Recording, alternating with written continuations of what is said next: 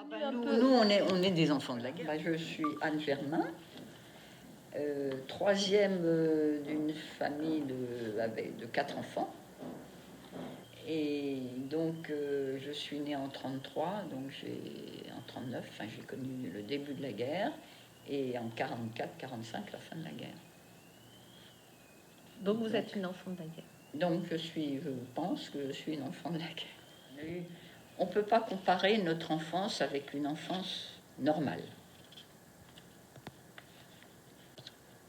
Oui. Avec un souci des parents qui pensaient à une chose, sauver leur vie et la vie de tous et tout ce que ça suppose, les angoisses,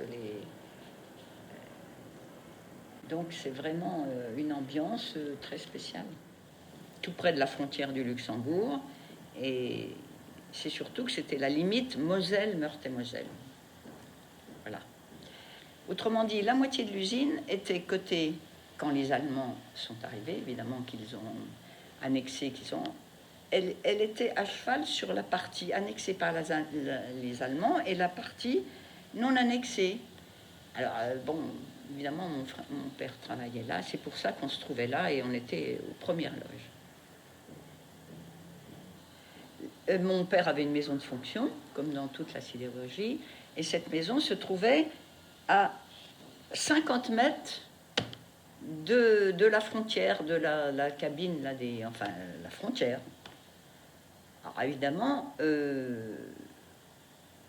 on était donc très proches, on avait le téléphone, à l'époque on avait le téléphone, et les Allemands qui venaient d'arriver pour avoir une ligne, il y a nos voisins et nous, ils sont venus pour nous demander s'ils pouvaient se servir du téléphone.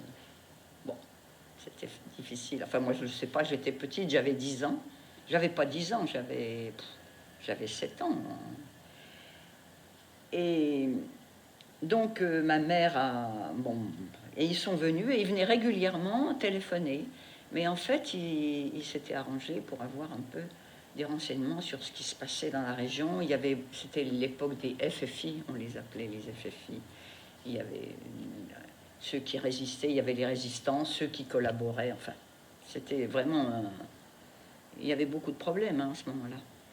Quand je suis rentrée en 6e, c'est-à-dire à 10 ans, il n'y avait pas de lycée. Donc le premier lycée, c'était à Metz.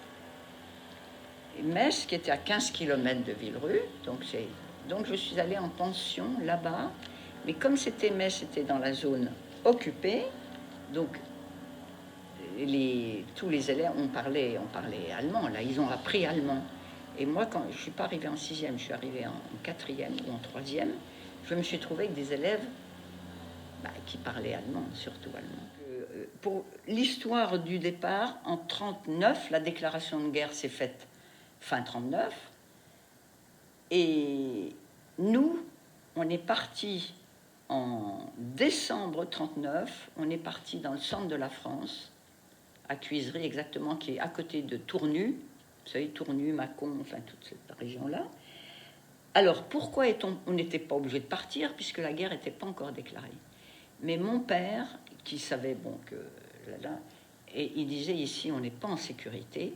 Donc il y a un ami qui était du coin, qui connaissait, qui avait dit mais à ce moment-là, ta femme, tes enfants peuvent aller là-bas, ce sera plus sûr. Alors on était 4 enfants. Alors justement, j'ai dit ça. Mon frère qui venait de naître, il est né le 26 novembre et on est parti en décembre. Donc moi j'avais 7 ans, je suis de 33, donc j'avais 6 ans. Il y avait 6 ans, 8 ans et 12 ans. Et voilà ma mère qui va dans le... Enfin moi je me rappelle, c'est le début de la guerre. Donc on est arrivé à Tournu. Moi c'est des flashs qui me restent. Et c'est l'hiver où il a fait tellement froid, il y avait énormément de neige. Alors dans un coin perdu, ma mère, on est descendu du côté du train, certainement côté rail. On ne voyait pas les rails ni le quai. Et là, je me souviens que ma mère est tombée et elle s'est fait attraper par le gars de la SNCF parce qu'elle n'était pas descendue du bon côté. Enfin bref, ça c'est un flash qui m'est resté. Ouais. Et après, on est arrivé dans une petite rue d'un petit village une petite maison où il n'y avait pas grand-chose. On arrivait quand même à 5 là. Et dans cette... Alors on n'avait rien, évidemment. En plus, dans un petit village comme ça, qu'est-ce qu'on était? Les Boches de l'Est. Quand on arrivait. Si vous savez, les Boches, vous avez les Boches de l'Est. Des gens qui arrivent de l'Est et ça, on était les Boches de l'Est. C'est pour dire la mentalité des gens du centre vis-à-vis des gens qui... Puis comme la guerre n'était pas complètement déclarée, ils se demandaient ce qu'on venait faire, en fait. Donc on est resté quand même au moins 10-12 jours où vraiment, là, on a eu faim quand même. Vous l'aviez trouvé en location? C'est l'ami, c'est l'ami de mon père qui avait dit, allez là, il s'était occupé, ils auront un logement quand même, on avait un logement. Oui. Et en fait, pourquoi il avait choisi ce logement? Parce qu'en face, il y avait une école. Mon père qui pensait toujours. Donc il y avait une école, mais il n'avait pas pensé à... Il fallait quand même manger. Et finalement, dans la rue, une dame, d'ailleurs on est restés amis, au bout de la rue, qui elle-même avait 4 enfants, je crois. Bon, elle est venue très vite et puis elle nous a fait connaître la campagne, les agriculteurs. Enfin, après on a eu à manger. Hein. Mais ça a été dur. Et on est resté finalement 2 ans, un petit 2 ans. On n'est pas resté toute la guerre parce que comme après, mon père nous avait envoyé là, ne sachant pas qu'à la frontière ce qu'on allait devenir, donc on est revenu donc à Villerue parce que là on était en zone non occupée, donc on a pu aller à l'école, on a repris notre vie normale, bien que c'était une vie compliquée parce que on a eu des tas de problèmes. Mon père, par exemple, comme l'usine était à cheval sur la zone occupée Moselle et Meurthe-et-Moselle, on avait des amis de l'autre côté. Il a passé des lettres. Il avait des dossiers de professionnels, quoi. Donc lui, il a repenté l'usine, mais il a passé des lettres. Et il a été pris, il a été dénoncé. Il est allé en prison pendant un moment. Là, c'était votre père? Mon père. Ouais. Mon prison. Et ils l'ont lâché parce qu'ils avaient besoin de lui pour la Syrie. J'étais petite, je n'ai pas réalisé tout ça. Moi, l'usine avait un bus qui nous amenait au lycée à Longwy, qui est à 15 km de Villerue. Donc là, si vous voulez, on a continué un peu nos études, si on veut, jusqu'en 44. Donc on est revenu du centre de la France, c'était en 42. Et de 42 à 44, on a vécu à Villerue, donc à l'école, enfin bon. Et puis en 44, quand la débâcle, hein, les Allemands, c'était en septembre 44, ils ont commencé à partir. Hein. Et donc dans l'Est, ils sont passés, et sur leur passage, ils tuaient, ils faisaient des tas de trucs. Enfin. Et nous, alors j'ai les souvenirs de septembre 44. C'est ma sœur qui m'a dit que, puisqu'on a chacune des souvenirs, on pourrait mettre nos souvenirs. Alors, de son côté, elle a fait sa lettre, son souvenir. Je suis très contente parce que ça correspond exactement au mien. Oui. Et après, il y a le souvenir de ma sœur aînée. Elle avait 16 ans. Et elle, c'est un peu la politique. Elle se rappelle de... justement les histoires entre les collabos, les machins, tout ce qui est arrivé dans la région. Oui. Ce qui est intéressant d'ailleurs. Oui. Moi, je ne savais pas tout ça. Parce qu'elle avait des amis beaucoup plus âgés, elle a des copains qui ont été fusillés, enfin bon. Où on était dans notre cave, etc., la même chose, mais elle explique un peu l'ambiance politique, disons. C'était en septembre 44. Tôt le matin, des bruits de fusillade nous ont fait descendre à la cave précipitamment, sans avoir eu le temps de nous habiller convenablement, rien du tout. Nous étions tous les 5, donc mes parents, les 3 filles, mon frère n'était pas là, dans la première cave. Il y avait 2 caves. Quand un Allemand a ouvert la porte de la cave, il s'est penché à demander s'il y avait quelqu'un. Nous nous sommes alors retranchés dans la 2e cave. Et nous entendions jouer du piano au-dessus de nos têtes dans le salon. Alors je crois me rappeler que les parents ont essayé de me faire passer par la lucarne de la cave pour prévenir les voisins, car c'était moi la plus petite, mais ma tête ne voulait pas passer. Aïe, aïe, aïe. Il y Là, avait c'est des votre sœur qui a écrit moi, ça moi. ou c'est vous? Ah, c'est vous. Alors, puis nous avons entendu des voix crier « Monsieur de Cherf, mon père, Monsieur de Cherf, sortez vite, votre maison brûle ». Et vous savez que dans le temps, il y avait des sorties dans les... C'était des portes en fer qui s'ouvraient de la cave. Oui. Nous sommes sortis, c'est des escaliers qui donnaient directement sur le devant de la maison, et nous avons rejoint un rassemblement d'hommes et de femmes qui étaient juste devant la maison. Et après un certain temps, alors que la maison brûlait, nous avons été emmenés tout le groupe par des Allemands sur la route après la frontière. Et sans bien me rendre compte de ce qui se passait, je pleurais et je me rappelle bien d'avoir été consolée par un Allemand. Ça, je me rappelle. Ah ouais. Je me rappelle, et ma sœur, vous verrez son texte, elle n'a pas admis ça. Finalement, les Allemands, ça c'est mon texte, finalement les Allemands nous ont laissé repartir sur la route. Et je crois que nous avons été accueillis il y avait un marchand de meubles, et par contre qui était en face de notre maison, et dans notre maison, il n'y avait plus que des cendres. Alors moi, le flash que j'ai eu, c'est qu'en route, la mère de mon ami nous a dit rentrez, on est rentré, mais peu de temps, parce que mes parents voulaient aller voir la maison où on était. Et cette dame, voyant on était à peine habillés, puisqu'on n'avait pas eu le temps de s'habiller, elle est venue en disant, ben voilà, là, elle pourra mettre cette robe.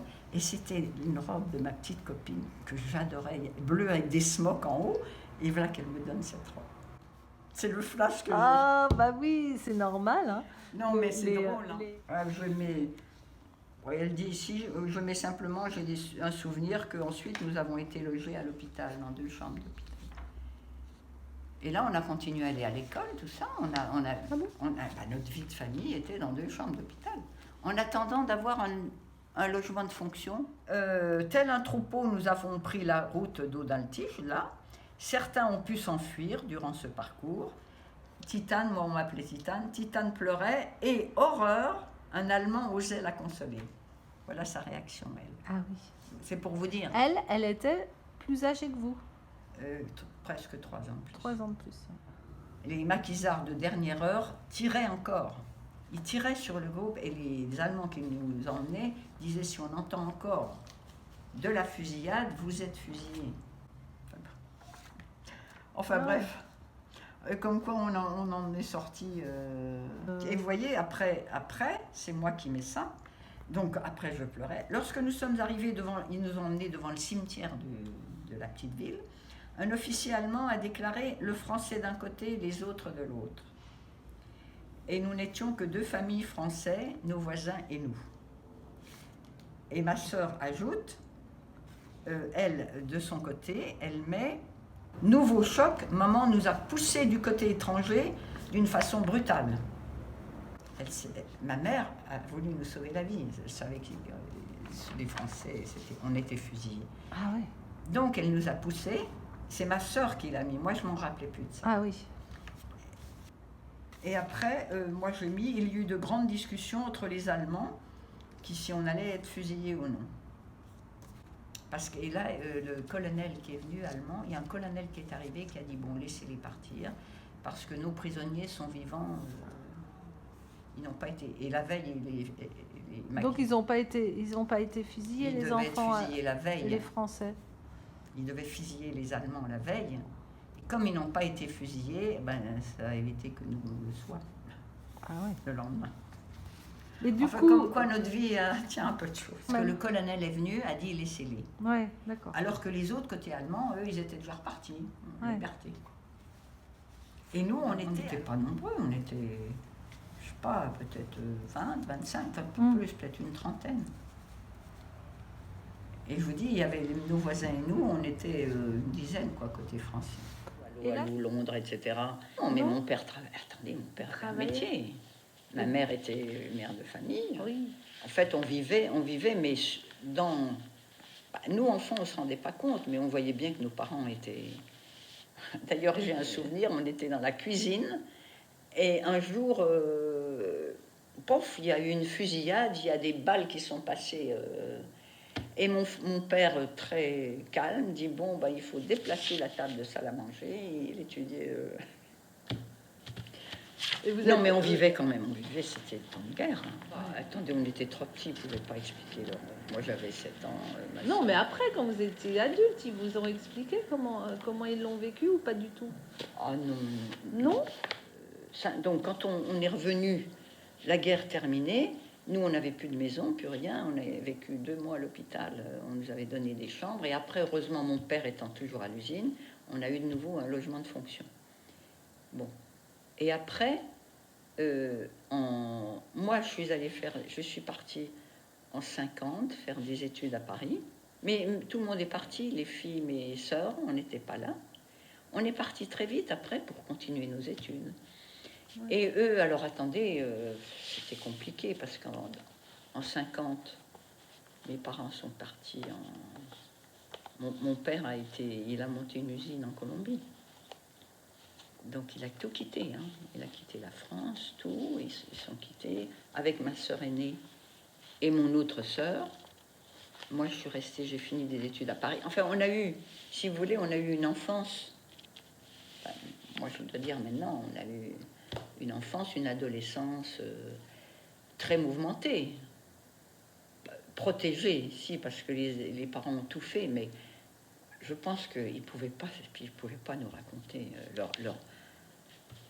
toutes leurs angoisses. Hein. Oui. Au contraire, ils nous protégeaient. Ils ont essayé qu'on ait une vie correcte. D'ailleurs, après, on est allé en pension, on était dans des pensions religieuses, on était quand même... Ils ont tout fait, hein. Ils ont tout fait pour qu'on sorte ce... Parce que souvent, je pense à eux. Hein. Ouais. Ça a dû être des années terribles. Et après ma mère est décédée, moi j'avais 20 ans. Ah, d'accord. Ma mère, après, elle est décédée en retour. Elle est décédée en 53. Ah oui, elle est décédée jeune. Donc mon père est revenu, il s'est trouvé, et j'ai une de mes sœurs, celle du dessus, là, qui est restée avec lui. À l'usine, c'était une autre usine, mais dans la sidérurgie. Après, moi, je me suis mariée. On a, si vous voulez, la famille a éclaté un peu. Et puis c'est vrai que ma mère... Et votre père, il était en Colombie? Il a vécu 5 ans en Colombie. Ma mère a aussi. 5 ans seulement. Bah oui, c'était monté une usine sidérurgique. Après, il est revenu. Ouais. Il est revenu, mais il a retrouvé un poste en France, dans la sidérurgie, jusqu'en 65. En 65, il a pris sa retraite. Donc c'est le début de la guerre. Une tante, frère de mon père, qui vivait avec sa mère et une de ses tantes. Parce que son père était mort, je sais pas. Enfin, bon. Et elles habitaient Malo-les-Bains. Elles avaient une femme de ménage qui habitait Tétéghem, qui est sur la route de la Belgique. Et cette femme de ménage leur a dit, écoutez, vous risquez moins, là c'est la campagne, etc. Venez, on a une ferme, venez vivre là-bas.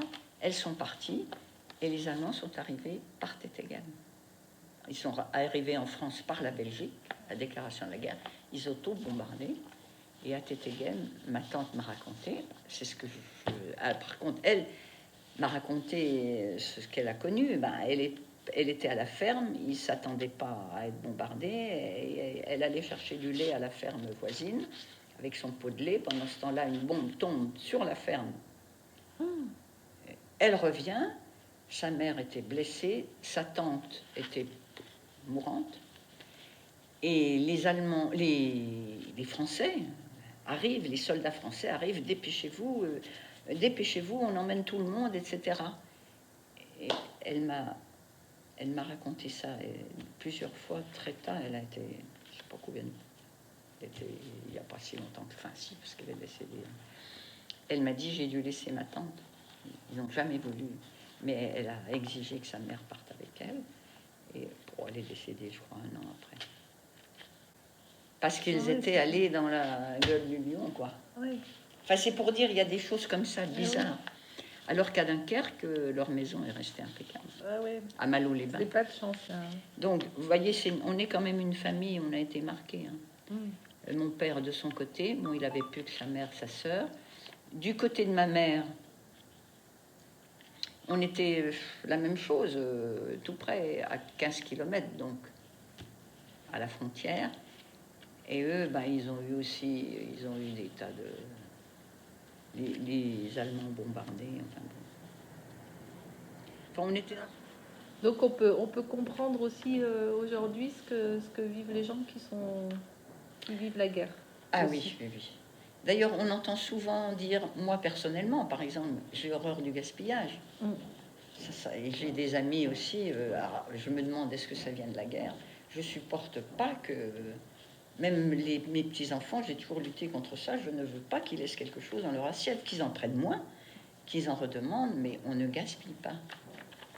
Alors, quand je vois quelquefois dans les poubelles des baguettes entières, mais franchement, ça me fait du mal, beaucoup de mal.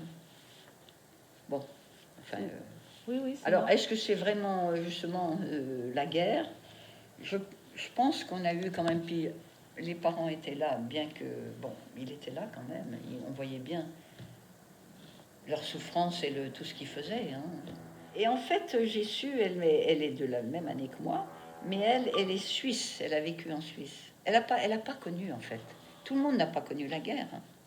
Tout le monde n'est pas enfant de la guerre. Justement. Si, comme tous, on sait, mais elle a eu une enfance assez normale.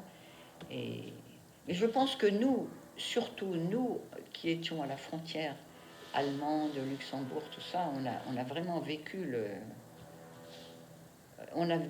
vraiment vécu la dureté de la guerre. À ce moment-là, les Allemands qui passaient. Constamment. Et vous disiez quoi? C'est des méchants, il faut... Non, on disait rien. D'ailleurs, vos parents, les vous parents disaient n'auraient quoi? jamais dit. Et puis nous, en tant qu'enfants, si on commençait à dire des choses comme ça, c'est qu'attention, on était fusillés. Hein. Ouais. Mais en fait, les parents, c'était une sauvegarde de vie. Et ils nous mettaient dans un contexte de façon que rien ne parte ou ne... Alors nous, on le sentait bien, ça, mais on n'a jamais... On était trop petits d'abord, 6 ans, 8 ans, ils ne vont pas raconter...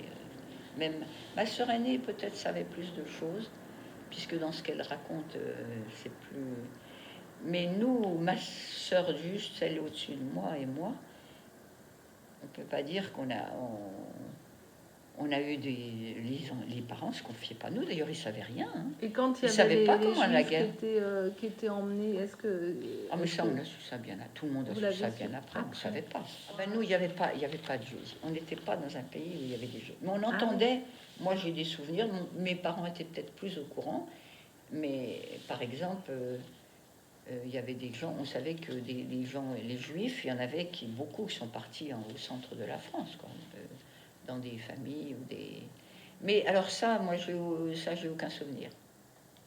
Évidemment, entre 7 et 11 ans, je ne savais pas trop ce que c'était. C'est comme l'histoire des camps de concentration, tout ça.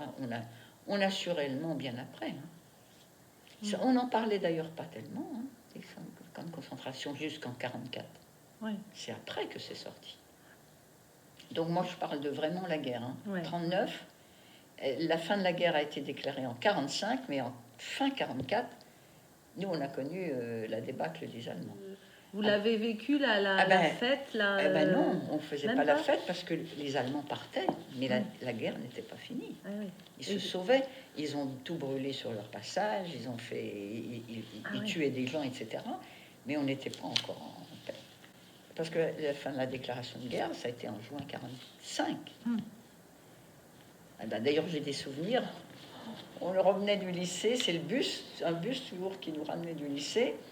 Le chauffeur, alors les cloches ont sonné dans les villages, le bus s'est arrêté, tout le monde est descendu et le chauffeur nous a fait... C'était l'heure de la découverte. Ah oui, c'est là que ça a été la fête. Ah ben oui, alors là, ça y est, même pour les parents, on était...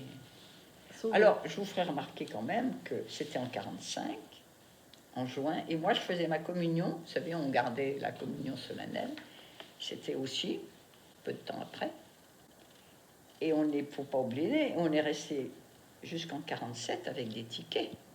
D'ailleurs, je peux vous montrer, j'ai un ticket de vêtements encore. Ah oui, textile, oui, vous le voulez? Parce que chaque fois qu'on achetait un vêtement, on avait droit à tant de tickets, mais jusqu'en 1947. Et moi, pour ma communion, je vous dirai ce qui me reste de ma communion, c'est que ma mère, pour les communions, il y a eu davantage de billets. On avait des billets, des tickets rationnés. Hein. On n'avait pas ce qu'on voulait, puis on ne trouvait pas ce qu'on voulait. Mais pour ma communion, c'était des tickets supplémentaires. Et on pouvait aller chez le boucher et acheter un truc, un gâteau, etc. Et de ma communion, je me rappelle surtout ça. Donc, si on achetait par exemple un t-shirt, bon, il n'y avait pas tellement de t-shirts, c'est 4 tickets. Ouais. Donc, et les tickets, on détachait les détachait et on les met sur la carte. On les colle sur la carte. Ah, et quand on n'a plus de tickets, bon, ben, on n'achète plus rien. Mais j'ai la carte avec les tickets collés sous tout ce que j'avais acheté. C'est ce que j'ai. Mais ma sœur doit avoir d'autres choses. Donc, il y avait mon nom et écrit et ce que j'achetais, moi. Mon père, ben oui, il faisait, enfin, du troc, je sais pas. Enfin, je me rappelle qu'à la cave, il y avait un tonneau de sardines. On mangeait où est-ce qu'il avait trouvé ça? Mais il avait fait du troc parce que, comme on était 4 enfants, on avait des tickets de chocolat quand même pas mal. Et le chocolat, on mangeait pas tout et ça permettait de faire du troc. Mais lui, on a mangé attendez, on a été nourris, mais finalement, c'est très bon, les sardines. Non, mais ça nourrit en plus. Mais côté santé, c'est excellent. Très, très donc, je pense qu'on a tenu le coup comme ça. Enfin, non, mais toute la guerre, il y a eu quand même, on n'a jamais été gâtés côté nourriture. Ouais. Non, ça, on ne connaît pas. Vous connaissez le manque. Là, vous avez connu le manque. Alors, le manque, peut-être pas, mais pas le nécessaire, on avait. Tandis que maintenant, je vois, attendez, moi, quand je vois les enfants, tout ce qu'ils ont, ils sont sur... nous, on ne connaissait pas ça, c'est sûr. Oui, c'est sûr. Mais néanmoins, on n'a manqué de rien. Hein. On n'a pas souffert. Il y a les 15 premiers jours, comme je vous disais, quand on est parti, là qu'on nous disait les bosses de laisse, etc., qu'on a appris à nous connaître. Là, on a eu 15 jours durs. Et le rationnement, c'était à partir de quand? Le rationnement, il y en a eu tout le temps. Hein. Tout le temps? Oui. On avait des tickets. Je vais sortir. On va les regarder. C'est toujours dans mon portefeuille parce que mes petits-enfants, je ne manque jamais de leur montrer c'est génial. les tickets. Parce que, alors, ils me regardent avec des yeux ronds. Mais par contre, les petits-enfants m'ont toujours demandé Ils aiment bien entendre les détails, mais je pense qu'ils n'y croient pas trop. Ils voient ça un peu. On fera la projection ensemble. Et vous ne faisiez pas de couture? Ah, si. Si. Je faisais des pantalons d'ailleurs. Donc voilà. Claire se rappelle, je lui ai fait... Et des fois, je me disais, elle avait un pantalon, je lui avais fait un petit pantalon, avec tout coloré, c'était un tissu très... Même sur le cou, et la fois où elle l'a mis, elle était petite, mais elle avait eu du succès à l'école, parce que c'était... personne n'avait le même pantalon. Non, je leur faisais des choses. Et ben voilà, d'où ça vient. Je leur faisais, mais justement, peut-être qu'elle, elle n'avait pas toujours les choses qu'elle voulait, peut-être qu'elle aurait voulu. Ils ont eu tout ce qu'ils voulaient, enfin tout ce qu'ils voulaient, le nécessaire, mais ils n'ont jamais eu du surplus. Hein. C'était notre nature. On ne pouvait pas faire autrement. Oui. Par contre, on allait, lui, de la montagne, on est parti au sport d'hiver, tous les ans on allait à la montagne. Ils n'ont pas été privés, mais... Du point de vue des vêtements, les choses comme ça, c'était jamais des... Évidemment, c'est la mode, tous les enfants qui ont des trucs de marque, etc. Je crois qu'ils n'ont jamais rien eu de marque. Ils faisaient des bons pulls. Bon, tout ça, ça n'existe pas. À partir de 39, puisque j'avais 6 ans, j'ai subi... Enfin, je ne me rendais pas compte, mais je n'ai pas eu une vie de famille normale, parce que le soir, ils ne faisaient qu'écouter le... Vous savez, la radio, on retrace la radio, et ici, Londres, etc. C'était ultra important quand même pour eux, et pour savoir ce qu'il fallait faire. Donc nous, enfants, on subissait tout ça. Quand je vois les enfants à l'heure actuelle qui sont surprotégés, etc. Mais par contre, je crois que c'est une bonne leçon, parce que ça nous apprend à être indépendants, à avoir nos responsabilités très tôt. Et donc j'avais 6 ans. Là, ma sœur avait... donc plus, puisque mon frère, là, il a quoi? Il n'a pas 2 ans. Et on est parti, il y avait 1 an de moins, quoi. Vous faisiez de la trottinette. Oui. Et ben voilà, c'était déjà à la mode. La trottinette, et j'avais quand même, c'était exceptionnel. Il y a un endroit où je suis en... Non, il n'y a pas là où je suis en vélo. Oui, il y a un vélo, là, non? Vous voyez, là, j'ai un vélo. Ou c'est pas moi, enfin, il y a un vélo, là. Ah, mais on était favorisés. Ah oui, oui, oui.